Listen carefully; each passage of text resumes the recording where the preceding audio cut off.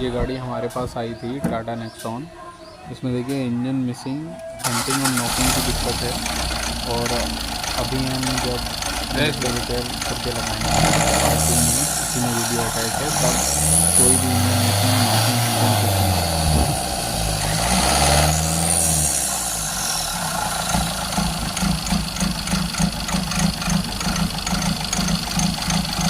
बहुत बुरी पोजीशन है भाई। इसका पार्ट 2 का वीडियो है। अब हमने इंजेक्टर रिपेयर करा के लगा दिए हैं। अब ना कोई भी इंजन मिसिंग है ना नॉकिंग है, बिल्कुल प्रॉपर साउंड है जैसा होना चाहिए गाड़ी। अगर बार बार इंजेक्टर बनवा के कोई भी सलूशन आपको नहीं मिल रहा है और इंजन रिपेयर मैकेनिक कह रहा है कि सब सही है इंजन की साइड से, तो आप इंजेक्टर रिपेयर करवा सकते हो। इधर प्रॉपर सलूशन मिलेगा आपको।